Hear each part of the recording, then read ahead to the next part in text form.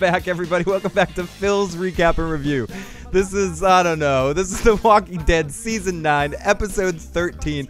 And you know what the best part of this episode was, Joe? The very best part of this episode is the name of the episode, Chokepoint. I think Chokepoint is a really cool sound of an episode. Joe is choking on something.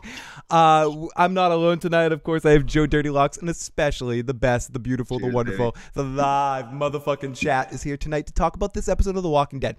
Now, I'll start off here, Joe. I'll go first. I'll go first in this situation because then I'm going to just, shut the fuck up, Phil, and we'll hear what Joe thinks here. But this season of The Walking Dead, albeit maybe not my least favorite, I will reserve season 8, I think, for that, maybe parts of season 7. This season wins the award of the I don't give a fuck most award. This was, in general, a pretty action-packed episode. A lot of stuff happened in this episode.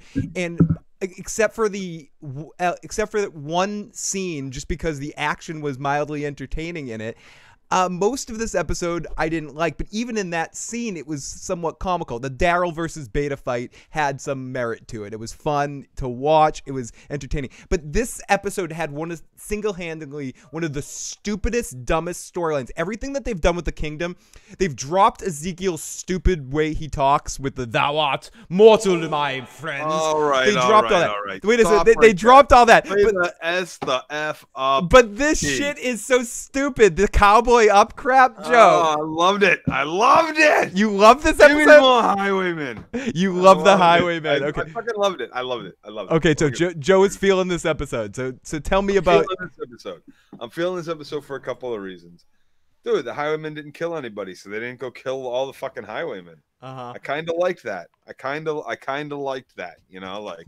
As soon as the Highwayman drew his sword, I think the girl in the back with the bow that put one through the fucking mannequin's head should have put one right through his fucking forehead. I really do. I think if they had gone that direction and everybody was like, whoa, you're going to kill 7 more of us before the 2 of us that don't have knives to our throats, get off a shot. That's fine. Well, we're done. Dude, the dialogue in that scene, was horseshit. It was some of the worst dialogue. It was horseshit. The dialogue was horseshit. I like the fact that Carol was like, whoa, wait a second. We got it. When was the last time you saw a movie? I thought that was cute. I liked it. What can I say? Okay, I'm not gonna say it was shit if I didn't think it was shit. Do you know what it wasn't awesome. Okay, I'm over inflating because I've eaten shit for so long. The saltine is tasting like a Ritz. All right. Do you know what was good? Hey, Carol's smile. It made me smile. I'll give you Carol's smile was effective. But in general, that dialogue was just so played out. There was no drama in there at all. The Daryl, everything with Henry is dog crap. Dude. I wasn't around for last week. So I got to say this. Coming off of last week and then this week again, Henry, every single thing he has fucking done while he's been on screen has been the absolute most wrong thing anyone could fucking do. They have written this kid to be an absolutely stupid fucking moron. He is an altruistic piece of shit that is going to get many, or has already, I don't even know, gotten people killed. But he is a fucking putz, and the actor Lince is horrible. Horrible. Yeah. Horrible. Yeah. His sister was good for 17 scenes she was possibly in, or that she had a fucking word to say. Kinda. And even season 2 was all, where is she? Where is she? Come on. Come on. The family, really?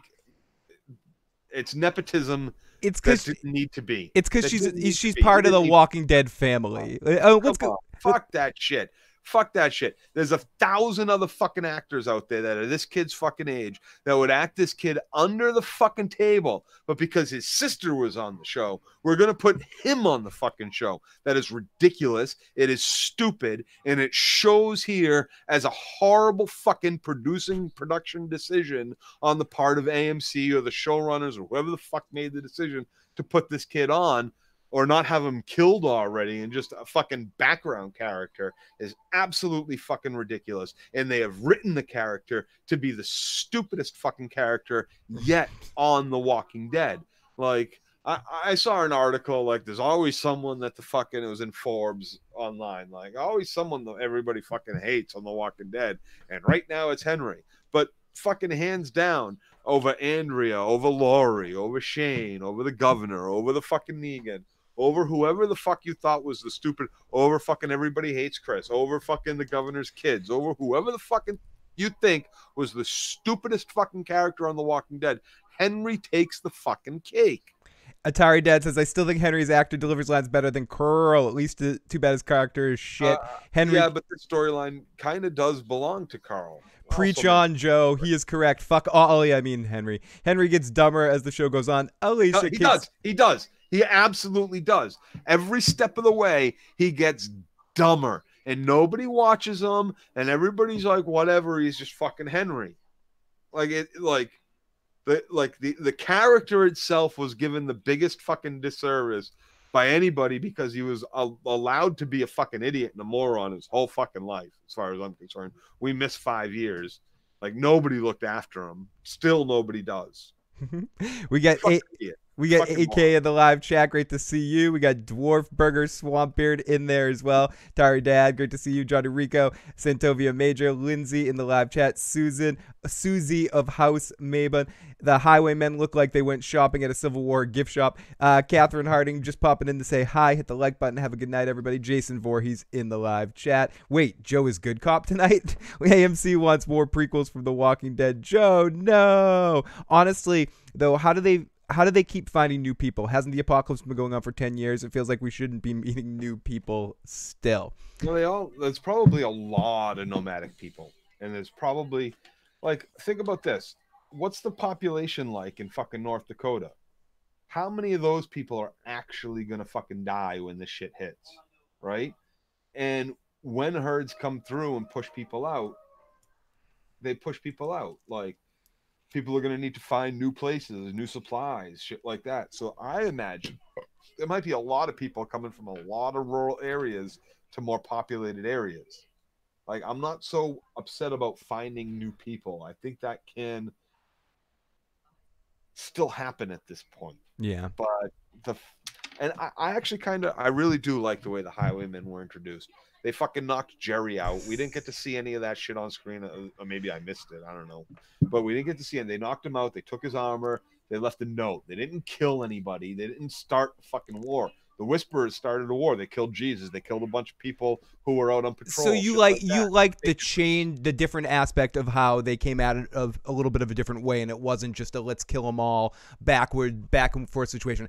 I'll accept that. I'll necessarily warrant let's kill them all. I'll accept that, Joe, but the dialogue and the way it was actually delivered on screen kind of sucked with the except for maybe Carol. Carol was good in it all, and seeing her charm and being reminded what's awesome about the Carol character here and there, because she could simply have gone all superhero and destroyed all of them if she wanted to alone. Forget everyone else in the kingdom. We've seen her in the past go Commando. Speaking of Commando, we had a Commando scene in this episode. I don't know if it was a straight homage to Commando, but when Beta and Daryl were going one-on-one with the knives, it reminded me at the end of Commando with Schwarzenegger. Reminded me of the end of Steven Seagal on the boat there, the Navy boat. Oh, I know which one you're talking about.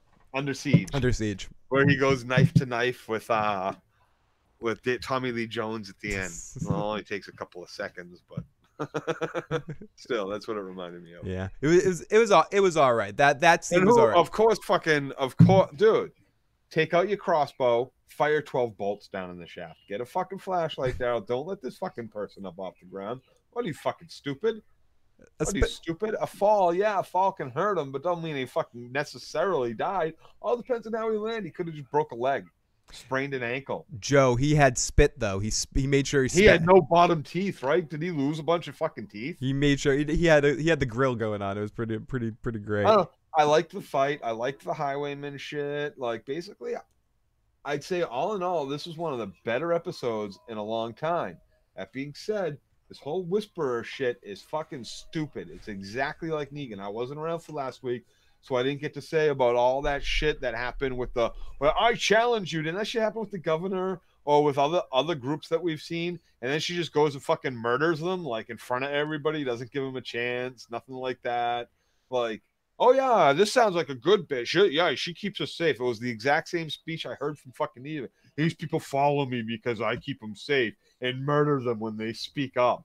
Like, are you fucking kidding me? The civilization is dead. What the fuck do you think you're building? What the fuck do you think you're trying to build with let's walk around in the herds? Like, that's a civilization. Come on, you stupid fucking idiot. Like, I don't get it. This sounds like the only reason why those people are with her is because they found her first or she found them first. That's it. That is the only reason why none of these people haven't murdered her and fucking Beta in their fucking sleep. God knows. Why would you ever step up and I challenge you for leadership of the herd? You fucking kill them in the middle of the night and you just leave. And you just leave. Or you just fucking leave.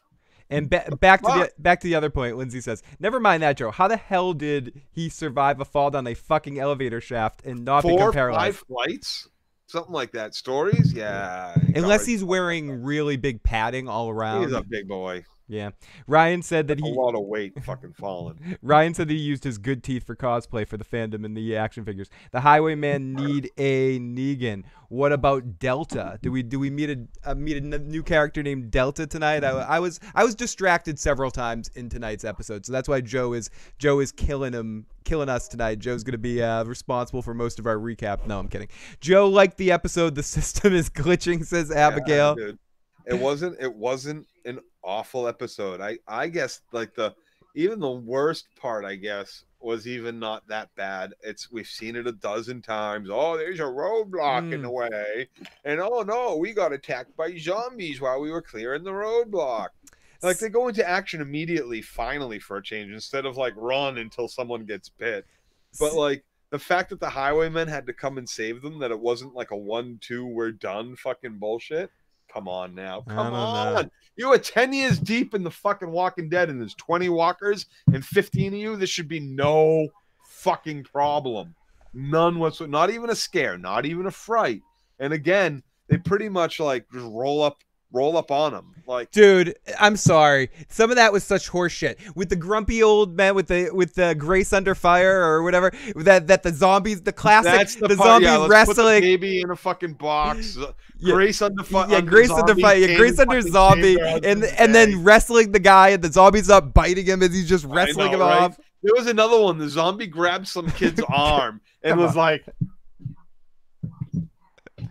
just staying away from the, like you had it, but both. It was a little stupid. Yeah, like I said, that was the worst part. We've seen it before. It's been done 100 times on this fucking show. And even that, for some reason, just because the Highwaymen rode in, which didn't need to fucking happen, which I'm pretty sure they set the fucking roadblock to begin with, not just a tree that fell out of nowhere. How the fuck else did they know to show up to that spot riding at fucking full speed? Anyway, they show up. Who, you guys? What's going on? We're the Highwaymen. We're here to escort you to the fair. Okay.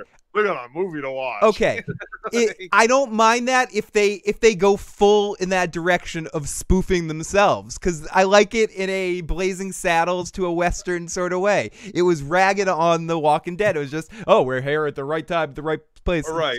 It ragged on itself a little bit. Yeah, in this episode. And speaking of that, it's about time. Let's not waste any more time. Oh no, this is wrong song, but this. But effective anyway. Let's to tell what we need to. Shut the fuck up, Joe. No, it's time for the recap. Recap! Ah! Okay, let's get to this shit. Yep, there we go. Short song. The cowboy shit was so funny. Sneak attack. Phil, please play the Dukes of Hazzard car horn for all appearances of the Highwaymen in the recap. What is it? Okay, so we open up with the dog running in the group of Daryl and Lydia and the other girl. What's that other girl's name so I can stop calling her other girl? Do you know the chat? Tell me what other girl's name is. What other girl? The other girl with that group, the mute, the one that's writing the notes. The deaf girl? Yeah, the deaf girl. That's not mute. It's deaf. Okay, whatever. Lydia. No, Lydia's the other girl. What do you mean? Lydia's the deaf girl. No, Lydia's the whisper girl. Oh. Yes. Lydia and Daryl are off together. Who's the deaf girl? The chat's going to tell us in a second here. So we open up the dog running with the group. Clitoris? Claire? Claire? Clitoris? Does it rhyme with a part of the female part of the body? Female anatomy? You rule, Dr. Phil Dirtylockz. Dolores? Dolores, yeah. Oh, Dolores! Connie. Thank you. Conti. Okay. No. Connie. Thank you, Lindsay. Thank you, chat. Thank you, Katie. So we open up to the group running, and Daryl and Lydia and Connie. Daryl is not going to Hilltop because they broke the deal. Daryl and Connie. Yeah. Oh, Daryl and Connie. There was definitely some. He's right. There's too many of them. What, Katie? There was some tab A into slot B. Yeah. Would you expect I was see going to that betray shit. my own Yeah, people? that's happening sooner rather than later. Oh, I hope so. It's about time Daryl gets himself a little nookie. Yeah. A little cookie from Connie.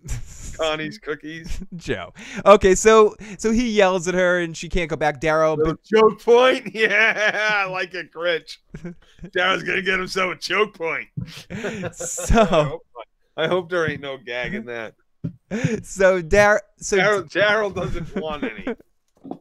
So Daryl goes back and forth and says to Lydia, "You can't come with us." And Lydia says, "Well, I have to come with you." And Henry douches it up, and he's gonna fix it all up. Yeah, Henry's tough, and Daryl's like, "No, Carol will be pissed if you go off." So then Daryl goes, and we see Dog again, and Dog looks really sweet. There good effective use of the dog in this episode, of course, and Dog's there. So now we're in Whispers, and we see Beta. He's standing around looking imposing, checking out his dying friend, and the dude is like, this is what the dude says, this big thing, which really explains the Whispers here, man. This is so real. I'm gonna be one of them, but you'll always be one of us. You will always be one of us. So idiotic. And I hate to say it because I'm a big fan of this actor, but bad line read too by Opie on this one. But really bad. Everything with the Whisperers, it's just pretty bad. Aside from the fight, that our heroes are triumphant in their gag point, right? Aside from that, everything with the Whisperers so far has been absolutely fucking dog trash, stupid, recycled bullshit from so many other storylines. Really, like, I think you could take everything that fucking that douchebag Alpha has said and take each line and attribute it to one of the other leader bad guys. I'm serious. Challenge for that motherfucking chat. Find each line of Alphas that came out of the governor's mouth. We'll even put Shane in it. Shane's mouth, the bad cop's mouth, the Mayor Joe Hale mouth, or the fucking governor mouth, or the fucking Negan mouth. Oh, I'll shove it in your mouth. I bet you her entire dialogue has come from those interactions. There isn't a single new piece of fucking literature or word or syllable that has come out of this fucking cunt's mouth. Joe. But we have Beta. Oh, please. I'm a big bodyguard. I'll kill whoever Alpha tells me to kill, because I'm Opie. I belong on a mountain in Virginia. Please. Fucking stupid. What a waste of a great actor. Opie doing this makes me happy. Or if we got to pretend this is actually Opie, and Opie survived, and this is Opie. Okay, so now they're betting. Okay. Here we go into the setting up for the fair. We see the paper mache tiger. Carol's at the fair, and it's the sound of music and violins in the air as Carol goes and talks to the group. And Jerry's back, and this is where Joe said, they're telling the story. No, we didn't see them get jumped. We heard Jerry telling the story about them getting jumped, and they got a message from the highwaymen, that they got a well-written letter. Round the kingdom is ours. You must pay a toll, and the highway seemed to be really dangerous. Now, Jerry's loose lip sync ships and Zeke and Ezekiel there's no debate here. These could be more saviors. It's not your fault, Jerry. It's common knowledge, you fucking idiot. Everybody knows about the fucking fair. What I want to know is what kind of fucking recon are these communities doing where a whole other group of fucking people has set up shop in a town that's in a major thoroughfare between these two communities? Oh yeah, they haven't talked in 5 years because they're fucking idiots. Yeah, it's I guess they're not. You could say that maybe since the 5-year gap, that everyone's been staying within their walls. Communication had broke down. Bullshit. Yeah. Like, come on. Like I don't know what happened. There's some sort of secret shit that happened. So I got a feeling it will stay like lost bullshit, and we'll never find out because it doesn't really fucking matter. All you really need to know is we don't talk with them anymore. Joe, there was some fine print in the letter that said you could answer 5 riddles, and if you answer 5 riddles, then you can pay. Answer these questions 3. If you answer the riddles, you don't have to pass. It's your favorite color. Alpha's the one saying. The speed velocity of a swallow. Is Alpha the one saying my daughter is my daughter? Yeah, that's Alpha. Piney, Joe is correct. They've been retelling the same story over and over since season 5, just a different leader, but the same old, says 1998 champions. We got sounds like Lord Humongous. We've seen dead saviors when Negan went back. I'm glad we're getting a cast cleanup shortly. Someone killed them. It's been a lost for a full season now. It's been like lost for a full season now. So saviors raided communities and hurt people. So there's talks of whether these people are leftover savior people, but they think that they're a unique group, which they end up being. And Jerry, this is where we get a little stupid and we get into some of this like really horrible dialogue. Like, listen to this shit. This is just horrible. Yeah, well, they were thinking they were the saviors that Carol burned alive. Yeah. Or no, or just that they could have been leftover savior people. No, that they had him by name, like okay, or something like that. It was the saviors that Carol burned alive. That shows like no, like she didn't like. It was that group that they thought it was. They haven't been seen since Henry came, right? Speaking of which, Tara.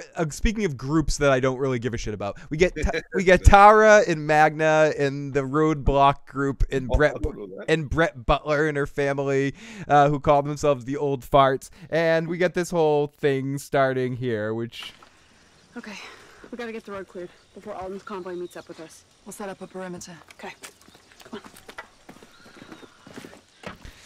on. Yet no perimeter. Because the zombies just walk right the fuck up on everyone. Like, we'll set up a perimeter, but they leave the old lady, the old man, and the baby in the back with nobody out back there to protect them. Like, nope, we'll set up a perimeter around you 3 that are clearing logs. Instead of just 1 or 2 people doing it quietly and taking their fucking time and protecting the convoy. Fucking idiots. Come on. Come on. terrible. Terrible as live shit shots. Terrible. So yeah, we get all of this crap. And useless characters talking to useless characters. Connie's gonna be okay, all right? She's with Daryl. Oh, Connie. Yeah. Like Daryl's gonna be okay. He's with Connie. Hey, they're gonna catch up with that kid and meet us at the fair. You know what? Is everyone going to meet up at the fair at the end, Joe? Is that the end of our season, the happy times at the fair? It's probably going to be like everybody's at the fair finally, and the Whisperers attack. Yeah, and it turns into a replay of an attack right at the end of the mid-season finale, leading into the next season. So Daryl's crew with Henry and Lydia and Connie take the high ground, and they're gonna get to Chokepoint. Daryl talking more than normal in this episode, and talking to Lydia, who says that they don't need to send an army, that they'll send Beta. And Daryl says, good, I'll kill him first. And the music comes up as we get a little bit of a musical preview that we're going to get Daryl versus Beta later in the episode. So back in with our Kingdomers, and they're trying to figure out the case the highway people. And again, they nerf Carol because she could just kill them all easily, and they've set up that she can do this sort of stuff. They set up that these people have guns, but as Joe, we've already talked about these this a little bit.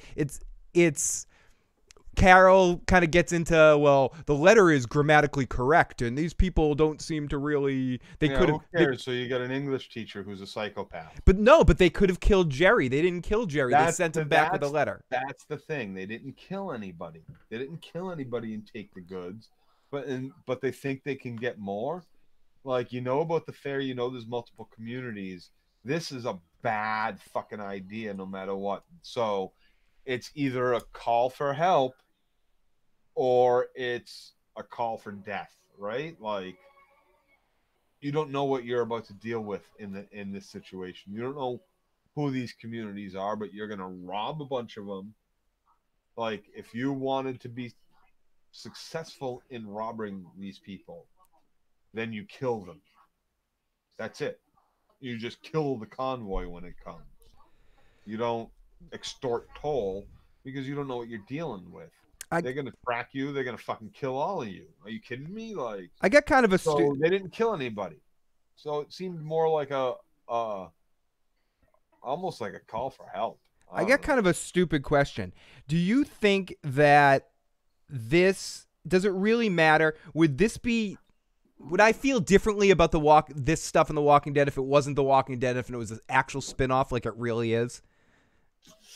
If this was the same, it does feel like a spinoff. I think you're right about that. If this wasn't Walking Dead proper and trying to pretend it's the same stakes as the other show, and if they were starting a new show with all these new characters with a couple of the other characters, the old characters showing back up, it would still be ridiculous at this point. Like, what it's supposed to be is a realistic version of a fantasy event, right? And it's failing. It's failing miserable at that,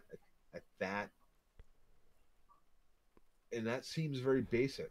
Like, it reminds me now too much of say. I know 210 and a zombie. It's a lot of 90210. It also reminds me a lot of like the stakes that you feel when you're watching Arrow or The Flash compared to when you're watching Daredevil fights. Where early Walking Dead felt like you were watching a Daredevil fight where there was some stakes and some action and some weight to it. Where now everything seems so choreographed and clean. Like you know exactly where each section's gonna go, and that. Half the time when there's walker situations, like, no one's did you feel invaded. that Daryl was going to get injured or hurt? No. I thought Opie should have fucked him up a lot more. And did you think any of the four of them were at all ever going to be further injured than, say, Henry was? Did you think at any point in time our baby or either of those older folks were going to get eaten? Nope, not at all. They were not. Nothing. No sense of tension. Instead, they should have played. Someone said the Dukes of Hazzard theme song. They should have played like the Benny Hill theme through the whole episode. Like, it's all about the music that they play. Like, if they played funny music, some of this, it would work better to what's going on. Like, no, seriously, the whole when that convoy gets attacked, they absolutely Benny Hill music.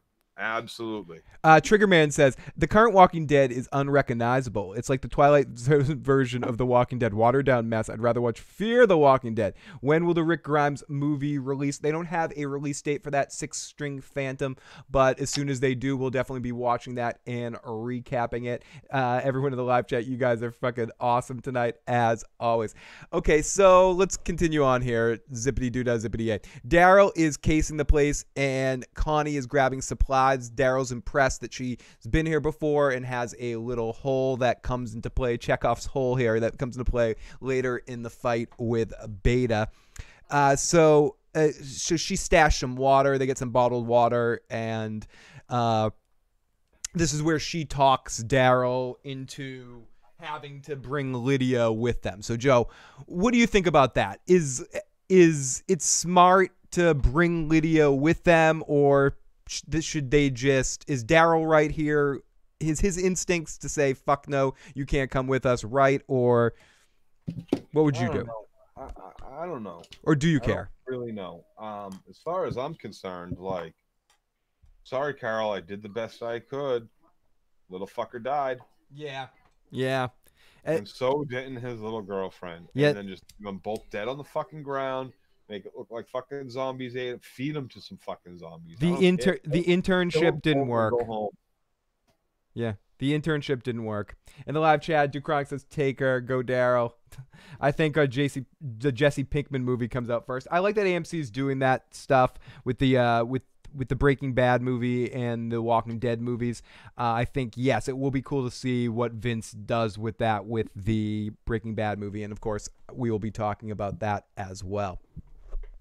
And I wonder if that will how that will be associated with Better Call Saul, and if it will have any reference towards the end of, or any connection with the end in the final Gene scenes that we get in Better Call Saul when the Breaking Bad movie comes out with the Jesse Pinkman. I would. It's hard for me to believe that it wouldn't, and I have to stop right now because I literally would rather talk about that for an hour than the rest of this episode. So this was not. I wasn't going to stop you, Phil. This wasn't the season finale, Jay. Sorry, no, but we wish it was the season finale. So Daryl is casing the place, and yes, okay, so. And then we have a scene of writing back and forth, and there's no dialogue, and there's just some writing, which is interesting. There's kind of a pause in the moment, and I thought it was effectively done. So we get to Ezekiel and his crew as we get the horrible meetup with the highway guys. This is where I guess Joe and I differ a little bit. I thought, and let's listen to a little bit of this. I thought this shit sucked. Like listen to this dialogue. And Queen rule together. That wasn't the deal. We didn't have a deal. No shit, there was no deal. There was a demand. So are we gonna do business or not?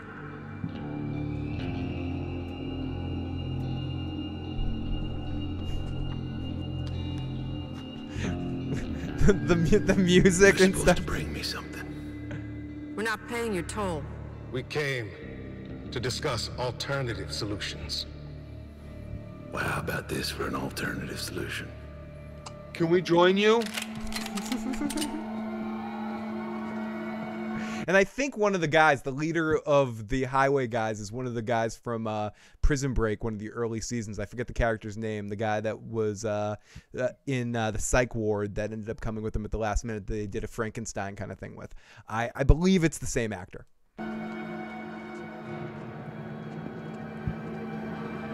Negan versus Beta versus Daryl. It's like, hey guys, let's talk about Better Call Saul. No, Phil, let's definitely talk about Better Call Saul. Who's excited for season 5? I'm fucking excited for season 5. The other episode, it was focused on Negan, his own period. And needs and stuff. Yeah, and I was gonna say that earlier, Joe. I know. You've already gone on record to say you've generally enjoyed Negan. Did you enjoy Negan in last episode as well? Would you say I've generally enjoyed Negan this season? Yes. Last time, find me the clip. Last find time me you were here, fucking clip in this show where I fucking said that. Phil. Yes. Look, I'll put those kind of fucking words in my mouth. Yes, I'm putting words in your mouth. Put a lot of things in my mouth, but that will not go. Yeah, it was something to that effect. Dan's fighting words. Did you at least? I did not. Would you at least contest that you said Negan was the best part of an episode? You find that clip. Did you said Negan? No. Yes. No. Yes. Never. Don't make me find the clip. Happened. I will. No, I will. Not happened. The clip Never has happened. I can't remember. It happened. No. Should I play the clip? Play it right now. Play it right now. You don't got it. Watch. I don't have it on cue. It would take Watch me the hours and hours. Watch even back 5 seasons. See if I ever once said, "Oh yeah." Either the last time or in the season premiere. You did say that. No, you said Negan was the best part of the episode. Yes, you Bullshit. did. You said it. It happened. It happened, everybody. If anyone can remember that or find a timestamp of a video on that, we will play it on the air. Someone. I can say bullshit for the rest of the fucking. You take that back. Bullshit. I'm waiting for someone to find this. Bullshit. You're gonna mute me. Bullshit. I am. It's happening. Don't make me mute you, Joe. See, Dwarf Burger's on my side. A complete stranger. Dwarf Burger Swampbeard says. Oh yeah, he's not an antagonistic person in general. No. Joe. Premiere. Joe liked it was Joe liked Santovia Major. Joe liked the Negan Judith interactions in that one episode. What? It happened. Yeah, you said he said it. He said it 2 weeks ago. Okay. Y'all fucking teaming up. Bullshit. Oh yes, I have to go back now. I have to. Okay. You find it. I'll eat some crow. Believe me, if she lets me. I mean, you would love to. What you guys do in your private life is none of my business. But we'll find that for the next time. Next time, so I'll have some time. Because hi everybody, by the way. Okay. So yeah, this scene was just cheesy as fuck for me. You might have enjoyed this a little bit more than I did, Joe, which is weird. This was cheesy as fuck. Yep, very weird. If the kingdom He's right up your fucking alley too, dude. Oh, I love Arrow. Maybe they'll pay for you. They can't pay with what Early they don't seasons have. era. Joe was too drunk to remember saying it, but he said it. Oh no. You find it. I will. You saunter on in with that clips on. I'll eat some We'll fucking take crow. I whatever you tell got. you, I'll say I need said what it. we've got. If you play me that clip, I never said it. So Never. that we. Hashtag Joe gave Negan a reach around. Yep. Well, that's beside the point. Anybody deserves at least Hey. a fucking reach around if they're letting me do that to them. Like straight up.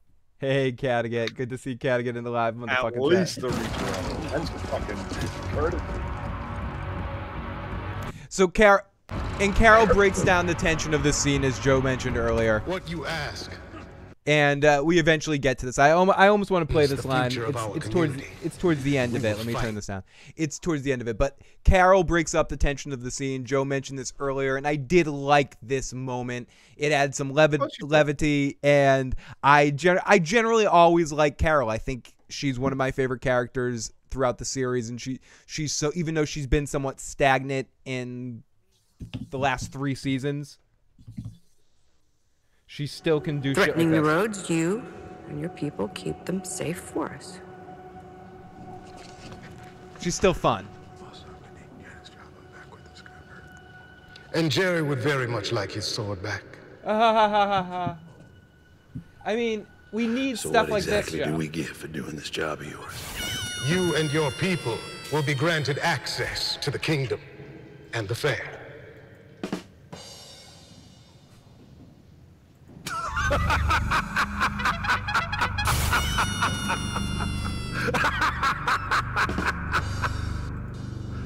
Is that supposed to be a joke? I don't It's understand. a trade market. What's the point? I don't understand why there isn't already patrols between the communities. That's one of the things they took out, which is bullshit. Yeah. But for whatever it's, Why is Henry the only person fucking apprenticing as a blacksmith? He can't Why be. isn't fucking everybody? He can't Why be the isn't only everybody person. apprenticing as fucking everything. No, there is no. I don't want to do gardening. This, no. Too bad. You're gonna fucking learn that shit because if fucking fuckface gets bit, we need other people to know how to do this shit. So everybody's gonna fucking learn everything. Give us a season of that. Give us a season of just mundane. We're all learning how to fucking garden and blacksmith and fucking patrol. Life. Good are all the things steal. You don't even have to give us a whole season of it. You could just give us an extended montage like they did. I think it was season 4 or whatever it was when they did something along the lines of that montage with them in the winter, rolling around. Season like 3 Was the season opening to season 2 or 3? Wherever it was a good little thing to kind of show you what was going on for a few months. So those folks are the mannequin people. I thought Kim Cattrall was going to come alive at some point in time. It seemed like it could have been a possibility. So yeah, this scene, You can't trade for the things it you goes need. back and forth. I mean, I want to get to the best part at the end when Carol says, "Ooh, everyone want to watch a movie?" But and gives a goofy smile because things look tense. It looks like it's not going to work. You're gonna have to do better than that. No, Night of the Living Dead. That's what they found. That's what they're gonna play. That'd be Right. awesome.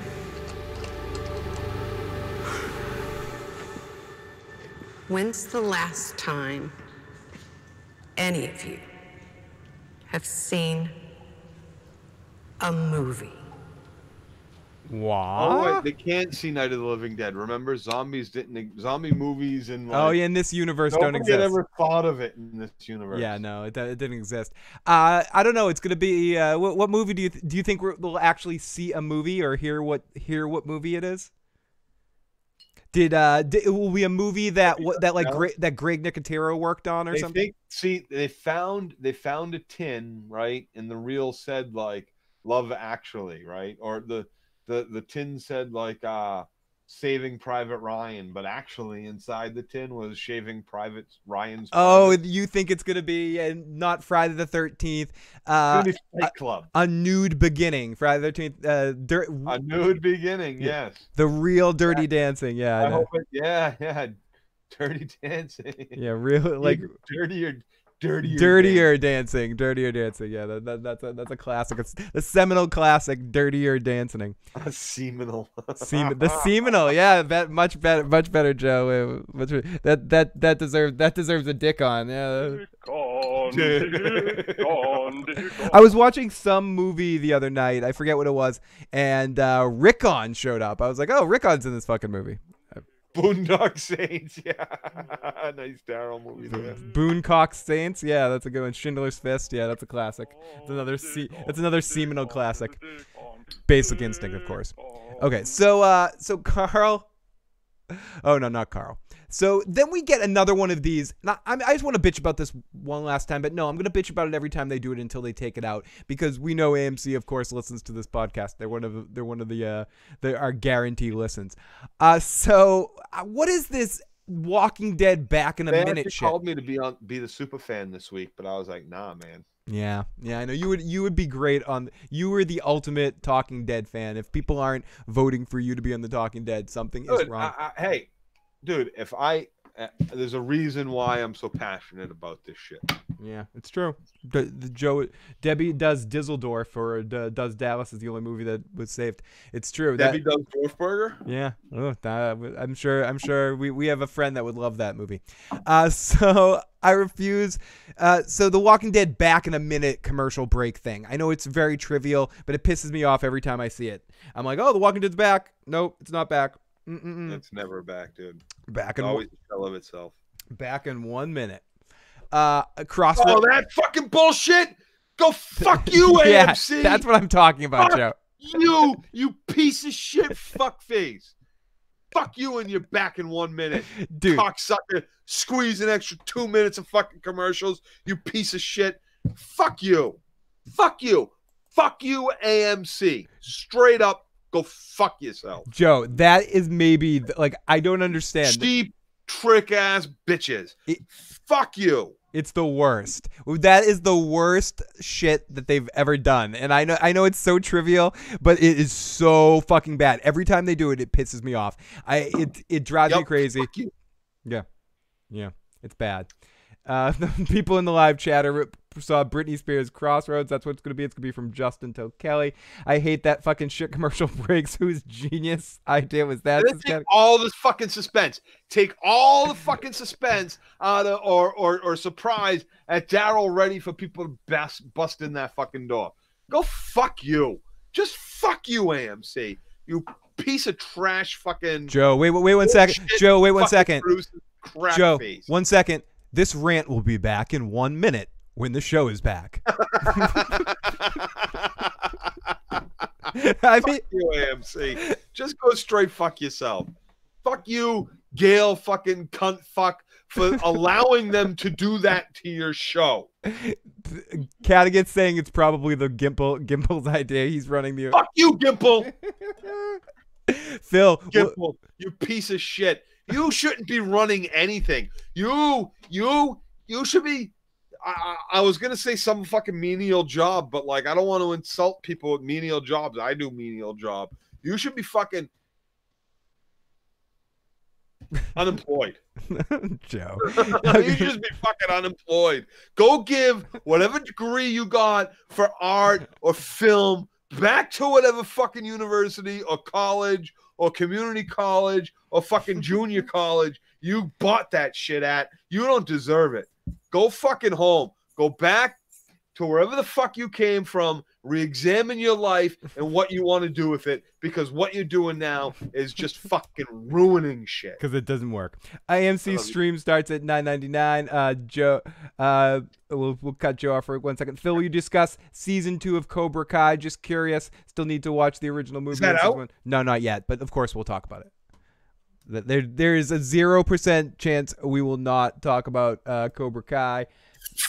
That will be happening. Here we go. Area code 330 says, "Hey, Phil. Hey, Joe Dirtylockz. My name is Jace from Ohio. I'm a longtime viewer of your show. Love you guys, man. But I have to disagree. I really enjoyed this episode, and I think this season overall has been better than the past two. Cut them some slack, and Joe Dirtylockz is a fucking hater." So I would agree that. I'm only so upset because I want the show to be better. No, and what I would say is, again, I agree with you. I think this season as a whole is tighter than the last two. I think if you're feeling the whisper thing this season, it's not like the last two seasons where it was a mess. What? It's exactly like everything. The editing is tighter, Joe.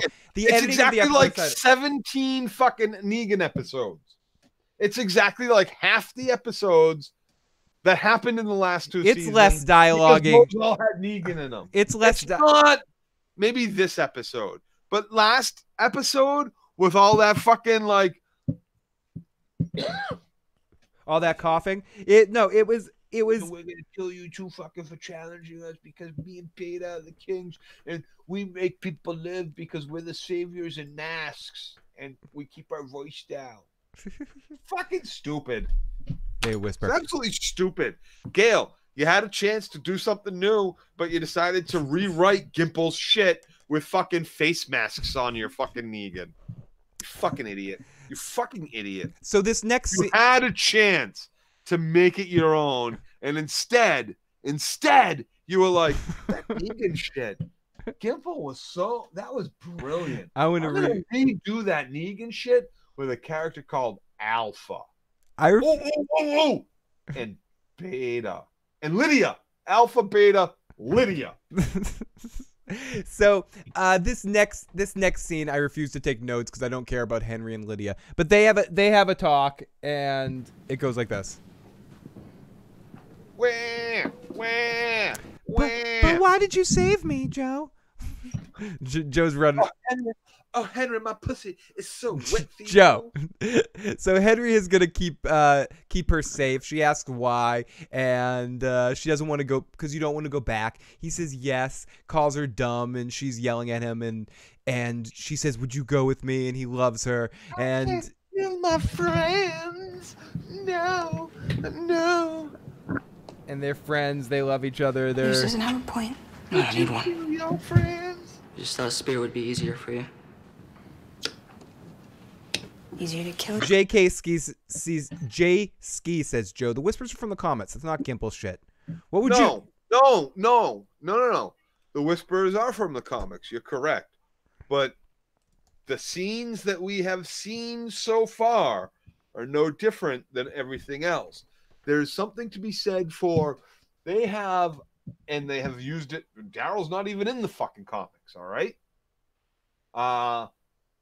But there's a way that they could have written the introduction where it wasn't rehashing the same shit. You've heard that speech out of her mouth when she killed those two schmucks last week, when she wanted Lydia to kill fucking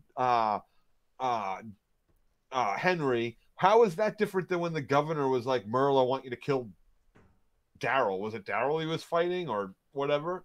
Like, or to challenge you for leadership is not much different than the claimed gang shit. Well, wasn't there? We've seen all this shit before. You had a chance to write it so that it was at least original. I understand that the Whisperers are from the comic. I understand that there's a storyline they're going with. But there's a way that they could have done the dialogue better, that they could have done the introduction better, that they could, like, there's having that scene yet again where she kills those two because they challenge, and her civilization is dead, but she's obviously building a civilization. What are you, all that fucking stupid? That's all that's lost. As soon as it came out of her fucking mouth, I thought, oh, so we're not doing a civilization thing where we have rules, where we do it a certain way, where we're building our own community amongst the dead? You're an idiot, bitch. You're an idiot. That's exactly what we're doing. That's exactly the definition of what our group is. It's just not the traditional civilization that fell 10 years ago, right? Hello. So, that's just stupid to me. Like, you have somebody that's spouting off inane fucking bullshit, and these people follow me because I keep them safe. Stab, stab, stab. Oh, yeah. Feel real safe. Gonna stick around here. You're clearly fucking sane. Oh, please, smack your fucking child again. Oh, wait, my sister had died at the hands of others, and we just left. His cousin died at the hands of others, and we just left. Her brother, her hairdresser, her second cousin's brother's sister's father fucking died. He was taken captive, and we just walked the fuck away. But no, Lydia, let's go get that bitch. Like, stupid, just stupid. Like, the whole introduction was very stupid as far as I'm concerned. And fucking Henry, every decision he's made has been fucking stupid. I'm gonna go follow the fucking psychopaths because this girl fucking kissed me. She deserves to be saved. Like, are you stupid? No. Like, you don't listen to a single thing anybody fucking tells you to do, and you expect these people to keep fucking kill this kid. Kill this kid before he kills you all. Now, Blue Steel says, Phil, Henry had the absolute best and wisest line of the season so far in this episode. He told Daryl and Connie to go back. He and Lydia will run away and exit stage left off the show. They should have. They should have said, all right, peace. But no. What about your mom, Carol? Please, Carol would fucking kill this kid by now. Now, Kattegat asks, by the way, how did Connie hear that one whisper, or did I miss something? Like, she's deaf? The shadow on the wall that she saw. And turned around just in time. Jay Ski says, yeah, I agree about the rehashing of the story points. Oh, we got Broke. I rate this episode a Henry out of 10, says Broke. I like that.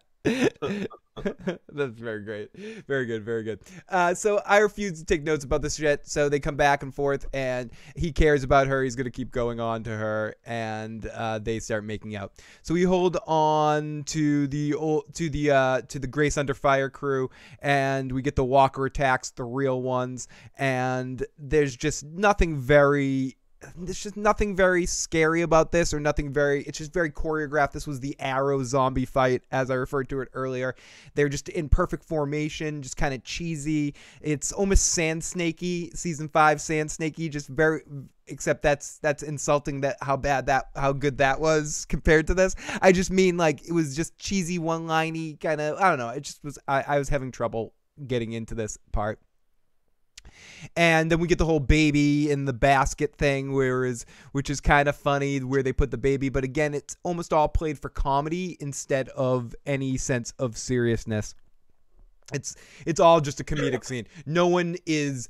It could have been something if they killed one of the Grace Under Fire crew, but they chose not to, and they chose to have him wrestle a zombie on the ground for 10 minutes while what's her name, started kicking some zombie ass and running over there and saving him.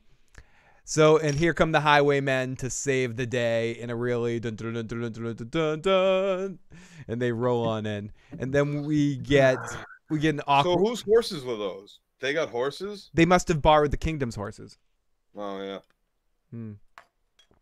Oh yeah, and the Highwaymen show up.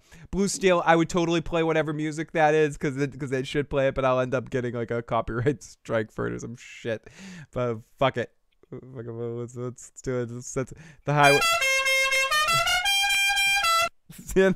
We just got the video taken down because you used that. Yeah, but whatever, it happens. Are we still on the air? No, rest in peace, Beta. I hope. Oh no, the chat's rewinding to the beginning, so I'll have to catch up in a second.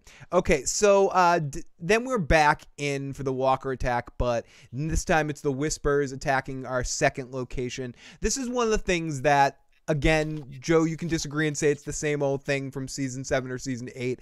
I see what your point is in the way that the storylines are written, but I do enjoy how at least the episodes seem to be a little bit more. How many fucking roadblock attacks have we had? That's not what I mean. How many fucking roadblock attacks have we had from zombies? Oh, we gotta clear the road. Oh, zombies. How many fucking times? How many? Every fucking time. So we can't just clear a fucking road. Every time there's a branch in the middle of the road, expect a fucking walker. Expect it. It's sitting there. It is because of the walker that there is a log on the ground. Super Nick, it's great to have you in the live chat. Great to have you. Like the tree fell, but for some reason the walkers have all decided to stay just away from the tree that fell in the woods, right? But a fucking window breaks and they're all like, oh, yo, I'm on that shit. I'm fucking, oh, another window. Let's go over there.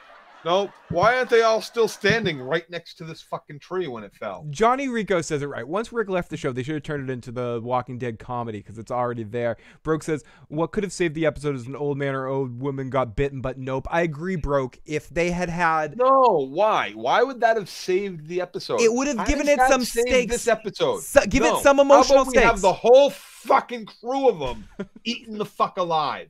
That would be better. That saves the episode. That's better. That saves the episode. That's better. Maybe the highwaymen show up and slaughter the rest of them, but the entire fucking convoy has been eaten. That's better. That is much better. That's better. One of them, a character that nobody gives a shit about. Grace gets fucking bitten. Who cares? That doesn't save the show. Joe. That's a she was on the fucking caravan so she could get bitten. Joe, she's a fucking red shirt. They are all fucking red shirts. Anybody cares about Daryl and Carol. That's it. What you were saying when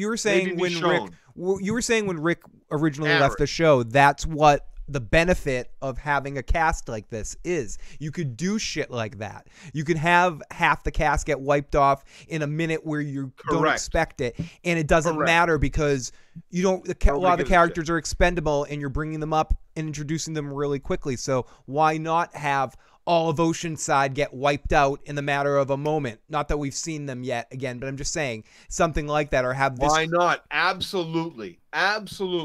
Show us. You know, you just introduced a whole other group, these fucking highwaymen, right? As you're introducing them, you could have had this whole fucking convoy fucking eaten. Maybe our new kid, the from our other new clan gets away. You know, maybe one or two of them run off and get away. But have that whole fucking convoy fucking eaten. Yum, yum. Yum, yum. Gobble, fucking gobble. Yum, yum on my tongue. Okay, but again. Why not? Why the fuck not? Have some balls. But anyways, just to get back to what I was saying, I do like how they kept it to just basically two storylines in this episode. They didn't stray away. The episode was at least focused. Sometimes in season 7 and season 8, things were all over the place. It's still shit what we're getting, and I care less because there's less characters there I give a shit about. But I think the episode is edited and made a little bit better. You're right. This season under Gale has been a little tighter. A little tighter. Does not better, tighter. She hasn't, like, she was the main writer for a lot of that shit, you got to remember. Even with Gimple being the showrunner, she was one of the main writers for a lot of shit fucking episodes. No, and I think she's basically just rehashing her own fucking work. Right. I think the tightness has to do with her being more excited to have control over the show, so she's giving her shit a little bit more in the checks and balances. You still have the same writing team working on the project, which is what we were talking about at the time. They didn't bring in a whole new creative force in there. They promoted from within and took Gimple and put him in a bigger position, in a overall producer position, and made someone who was his understudy, not his understudy, his intern, someone he crafted essentially and influenced a lot, take over the show to basically continue what his vision is. So it's interesting, but I do think the show is overall being made a little bit better week to week than it was in the past 2 seasons. That being said, I give a shit a little bit less, and I agree with you, Joe. It's a lot of rehashing. Yep. Roses I are agree with red. Trigger Man. They should have. But 10K isn't on this show. He's on fucking Z Nation. Yep. Super Nick says agree. It's the better of the crap seasons. Super Nick, I agree with that. Great to have you in the live chat. As I said, it's the better second half of crap seasons. Jason Voorhees says roses are red, Walking Dead is blue. Someone shoot Henry and Well, most of the cast and too. hell, most of the cast too. That's great. Lindsay says, I beg to differ. The second half of season 9 is anything but tighter. It's looser than Rosita's cooch, says Lindsay. Oh my goodness. Oh snap! Or should I say no snap back? Paul, Blue Steel says, oh, don't you guys worry. The Whisperer arc will last a full 2 seasons like the Saviors. You're saying it's just tighter because we're still in season 1. Wait till this I don't drags care how over next loose season. Rosita's cooch is. I gotta tell you, I'm knocking on that door next. Can I be a part of this 3-way? Hannibal asks, what is better, grocery bag Jason or a hockey mask Jason, or sack Jason? Okay, so we're back in for the Walker attack, but it's the Whispers and Bader leaving the charge, and Daryl shoots some of them with arrows, but he doesn't shoot Bader for some reason. Some stupid fucking reason. He clearly spots him, but he doesn't shoot him. So right. You can't not spot the guy that's a whole fucking head taller than everyone else. Yeah, maybe he should have anticipated and shot that that guy. can't be Beta. He's not the leader. No. The guy telling everybody, let's go, we're doing it. Yeah. Like, no. Yeah. Wait, 2 seasons to fuck, says Brooke. Daryl comes in and he says, the Whispers are here, let's go team. So Daryl starts flashing around as the Whispers start going in the stairwell. Daryl takes Lydia but kisses Henry, and he's so they make a pit. And how long was Daryl watching? Daryl was watching a while. Daryl was pulling a fucking huge. Daryl puts Lydia in the closet with Dog, and she thanks him. Henry sees the door open and a few folks in Halloween costumes. Or no, it's Clay Morrow. No, it's all the Whispers come in, and Henry takes one down easy, but the second one gets a jump on him. Daryl's waiting to fire arrows, but they bust in the door. I don't need a point of line. I'm gonna hit you with a staff. Daryl's waiting. I don't need to poke fucking zombies in the head. Are you fucking stupid? It's a lot easier to poke a hole in a zombie head with a point on your fucking staff. Why is there no point on this kid's staff? He's that good. He's good. He's been twirling his own fucking baton for 5 years. Nobody has taught him a single fucking thing that we have seen since fucking dude left. He knows like a couple of lunges and how to baton twirl his fucking staff. That is it. This is a kid playing at. He has never been allowed to leave and go on fucking patrols and shit, which is very obvious when he fucking goes out with Carol and tries to go, which is very obvious when he goes out and drinks with those fucking stupid people, which is very obvious at every decision this altruistic piece of shit has made, period. But he doesn't need a point on his staff because he's a fucking super ninja who's taught himself how to twirl a fucking. He's Donatello, man. In the fucking corner of the fucking kingdom. Are you kidding me? Ellie says, how come the survivors aren't expert zombie killing at this point? The Highwaymen riding in like the Magnificent Seven was on Sci-Fi Channel at the same time. I like Beta's leather Western duster. Was I the only one thinking during the fight scene between Daryl and Beta, I cannot wait for the Hound and the Mountain fight, so it can be a much better fight on my screen. I prefer to look in the mirror and see the hockey mask, says Jason Voorhees, who is saying he is a hockey mask fan of everything. So Daryl is waiting to fire arrows, but they bust the door, and Connie is overwhelmed, and Dog is growling. Daryl asks someone a question.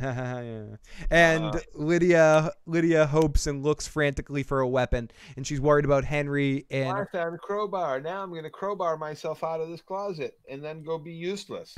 And then go do nothing. Did she do anything? Well, she let Dog out, so Dog went and okay, yeah, so Dog did something. Dog did some stuff.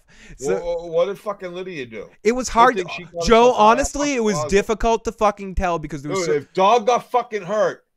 No, just Henry got hurt. Are you kidding me? Henry got hurt. But it was difficult to tell with all the shaky cam and quick edit cuts that it really was kind of difficult. Shaky cam is the worst fucking thing that has ever happened to filming and cinematography, television. I don't know about that. Form of fucking media. I don't know about period. that. Kevin You James cannot does use exist. That shit good at all. Kevin Nobody James. knows how to use Kevin James does exist, Joe. Lydia hates this, and Henry Talking about what?